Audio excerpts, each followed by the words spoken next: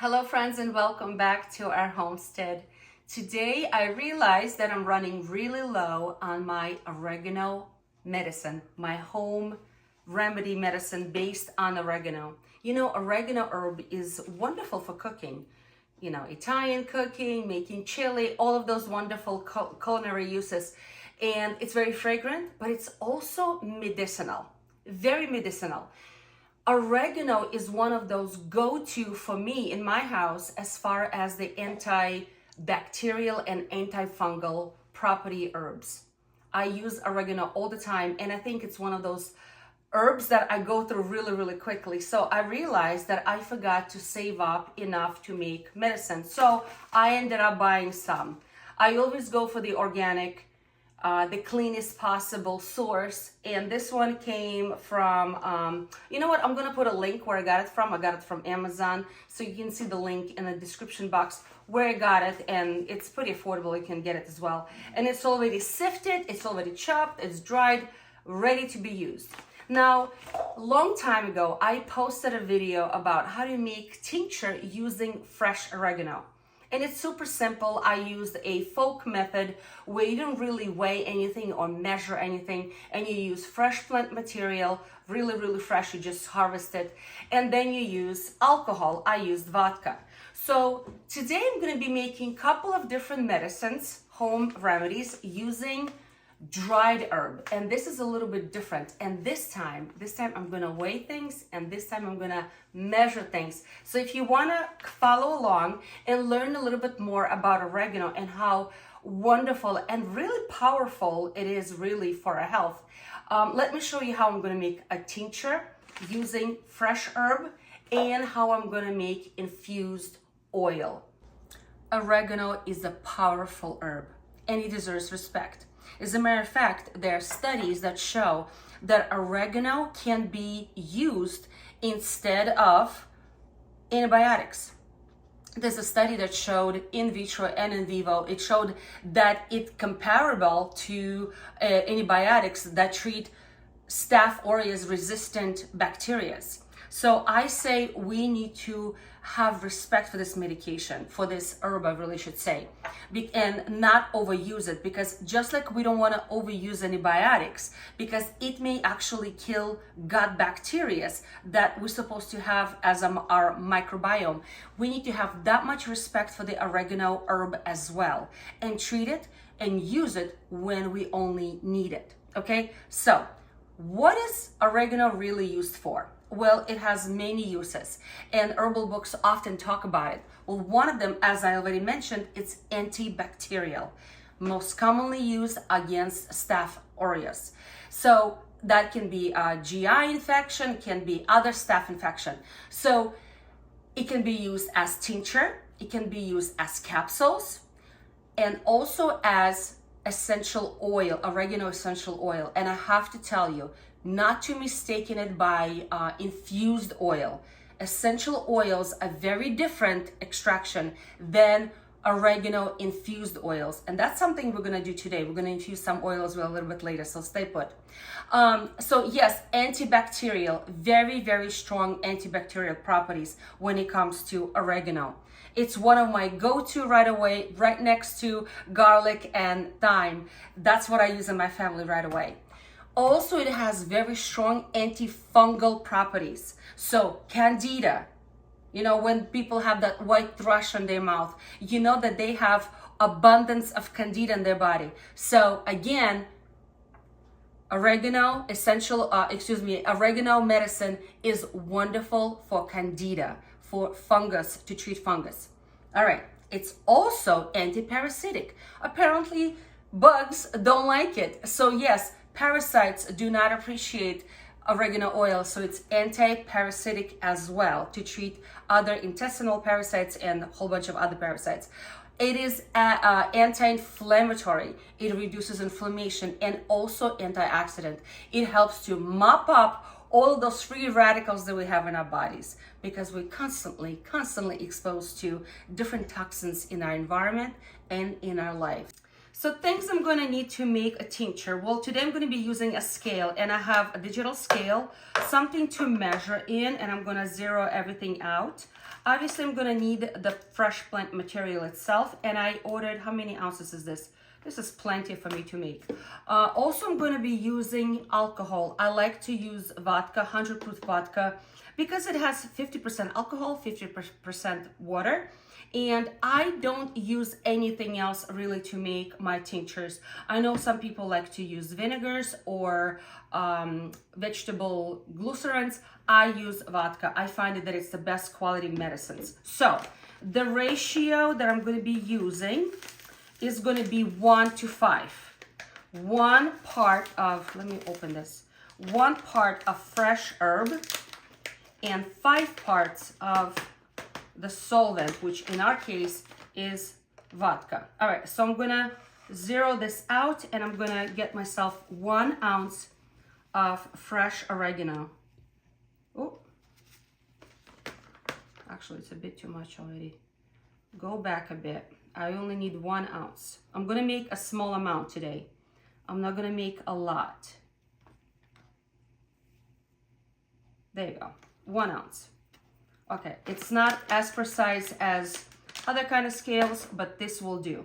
And I'm gonna be putting everything in a jar container.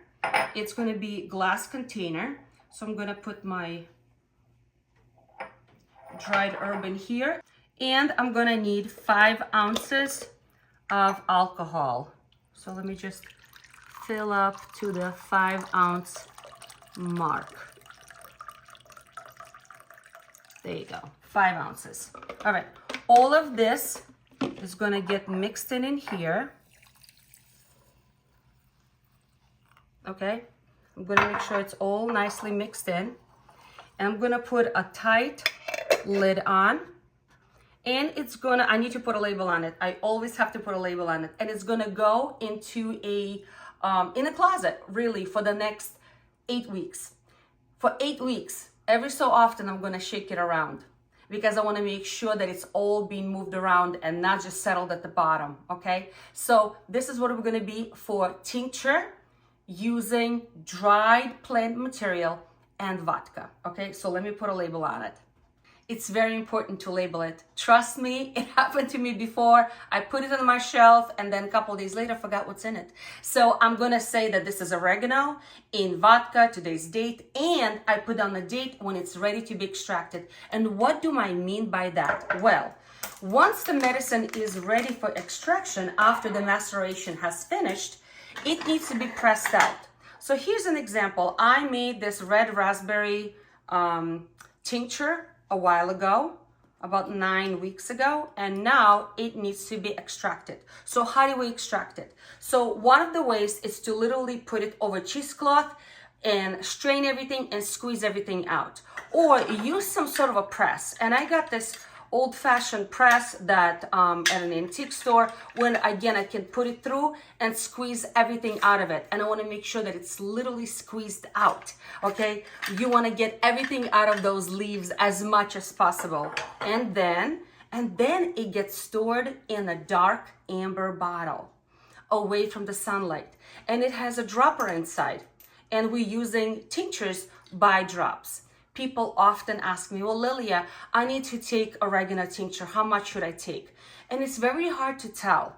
I really say, please refer to herbal books or to your herbalist with that question.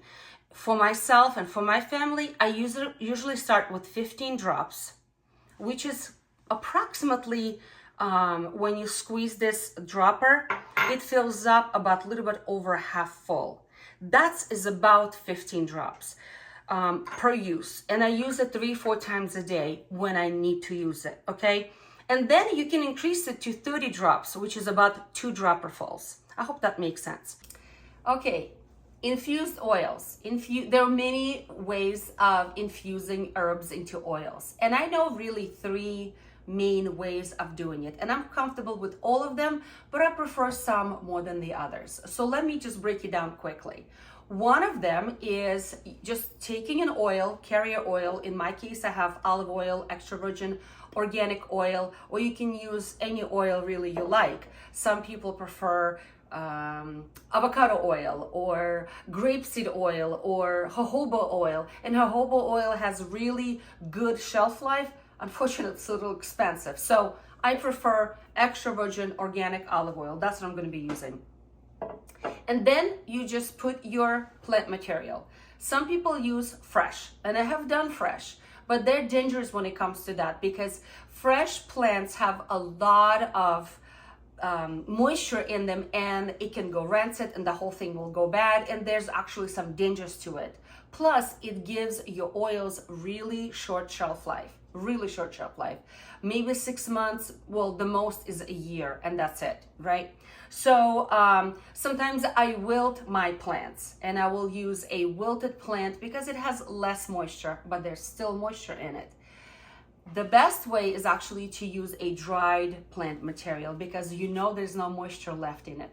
So, and that's all. It's cold infusion, slow and long process, but you take a dried plant material, good quality of olive oil, and voila, you got yourself cold maceration of oil infusion, okay? It's kind of slow.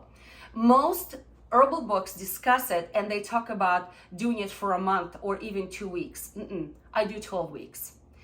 That is when I find that it's the best quality infused oils, 12 weeks, especially if you're using a dried plant material, 12 weeks, okay? So that's a very simple way you take, and I'm gonna show you the proportion a little bit later. You take the plant, you take the oil, done, in a jar, done. Then there is also a when a heat is involved, okay, so some sort of a hot kind of a maceration. You also take the plant, you take the oil, and you put it near the sun, where the heat of the sun will stimulate that infusion a little faster. Or you can even put it in like a crock pot, allowing it for the next 24 hours or 48 hours on a very low temperature, infusing those oils. I also have done that method as well. I have to say that's not my favorite. Not my favorite at all. By the way, I forgot to mention that if I do use a fresh plant material, fresh herbs, I never put a metal cover on top of the jar. Never metal. It has to be something that if there is any moisture in the oil, in the maceration that is happening, it needs a chance to escape. Okay, so I put a cheesecloth or a paper towel where there's air, it's going to be able to escape. Also, if I'm using a heat process, all right, so if I put this jar with oil and with herbs, I put it inside of the crock pot with a little bit of water on the bottom. Also, I do not use the metal, I use cheesecloth, allowing that to escape. So like I said, the heat method, I've done it many times, still not my favorite method. It is much faster, but not my favorite method. And then there is a third method that often herbalists use, and that is actually, I found in this book, and it is by Maria Noel Groves, and she describes it pretty well. I really like how she describes it. And she calls it the alcohol intermediary method, where you still use an herb, an oil, a little bit of alcohol, because you need a little bit of alcohol, and everything is, then you utilize a blender. And the heat of the blending, because the blending takes 5 to 10 minutes, the heat of the blending is what allows this herb to be released into the oil.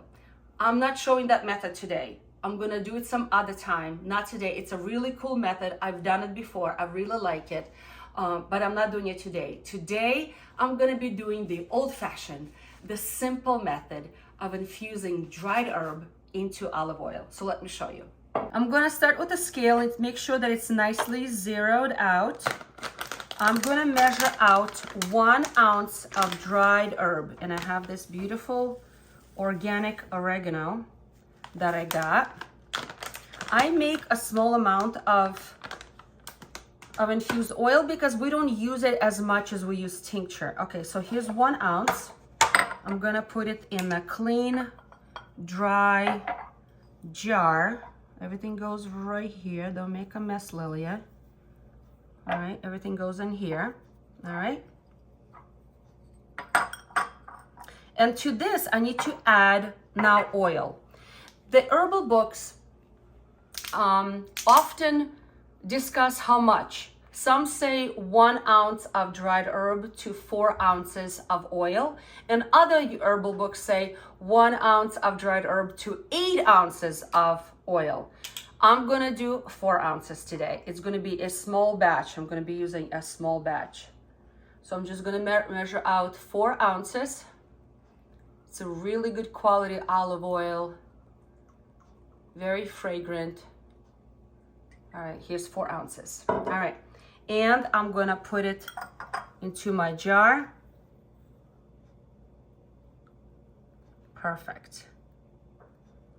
Nice. All right, I have a wooden skewer just to stir around, making sure that everything is under, just like this, okay?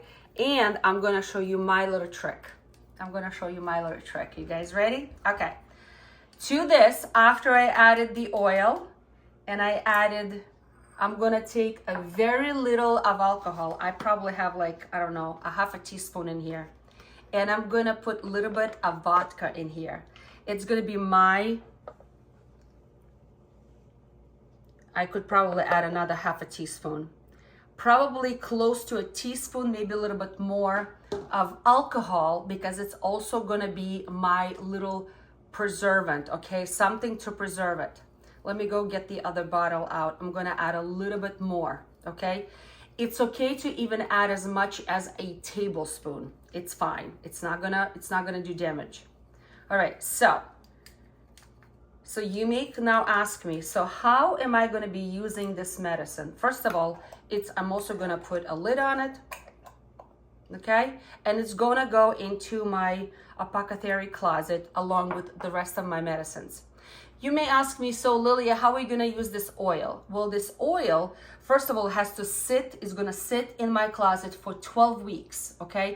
I'm gonna mix it up once in a while as well, making sure it's all like mixed in together, allowing all of those beautiful oregano releases into the oil. And it can be used topically and only topically. That's what I really want to use it for. All right, let me add a little bit extra to match that amount. There you go. Now I have the proper amount in here. And this is something that I like to do. Because it helps to preserve that medicine. All right, so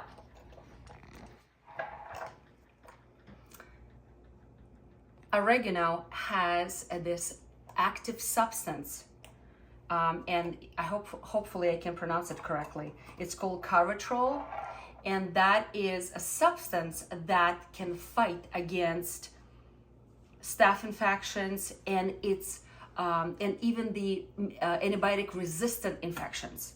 So the study I was mentioning to you, I was reading that it was done in the Georgetown University back in early 2000s, and they said that oregano was so powerful in their studies that it was, if not the same or even better than strong antibiotics such as penicillin and vancomycin. I mean, vancomycin is one strong kind of guy on the market, and oregano was not far away from it. So that's pretty amazing to know that we have all of these herbs available to us for our use, for our good. Also, the other active ingredient is called thymol, and that is the one that's used for anti-inflammatory purposes. So oil, like I said, is usually used topically. So either it is used, for example, on toenail fungus or on some other fungal infections topically. And I also have seen them being used as droppers for like ear infections. Now, listen, Everything that I'm discussing here, please don't take it as a diagnosis, treatment, none of that. This is not a medical advice. I don't want you to say, well, Lilia said so. No, I'm just sharing stuff that I know, stuff that we do in our home. So please talk to your doctor or whoever is your practitioner is, whether it is a naturopath or Western doctor, it doesn't matter. Ask their opinion and what they would suggest to you. And please do your own research. At some point, we need to start taking charge of our own health. All right, so back to my medicines. So now I've got myself a tincture. It's gonna sit for about 8 weeks, and an oil that's gonna sit for the next 12 weeks. And then at the end, I will squeeze them all out and I will store them away. Okay, couple of things that I've learned in the past. Oils should not, first of all, they don't have long shelf life. Even with a little bit of alcohol, they really don't have a lot of a long life. Unlike vodka-based tinctures. Now, the vodka-based tinctures have a very long shelf life. Some books say 3 years. No, I can tell you they can sit as long as 10 years because vodka does not go bad. I have never seen vodka go bad before. But as far as the oils, please store them in a jar container. Don't use the rubber droppers on them because they will erode the dropper over time. So don't use the droppers on oils. That's one thing that I just want to mention to you. Also refer to an herbal book. Get yourself a couple of good herbal books. Refer to them whenever you need to and stock up. The flu season is here. I'm making more medicine simply because I'm running low and I know I need more, okay? Because it's something that, you know, we all exposed to every single day. Viruses and bacteria and funguses and parasites are everywhere and we're exposed to them and we need to know how to care for ourselves, all right? So moms, please, I'm speaking to you right now. Homesteaders, I'm speaking to you right now. Please be prepared. Teach yourself. Equip yourself with knowledge and skills and know what to do in case of an emergency. So be prepared. On this note, friends, I hope you are encouraged and try something new.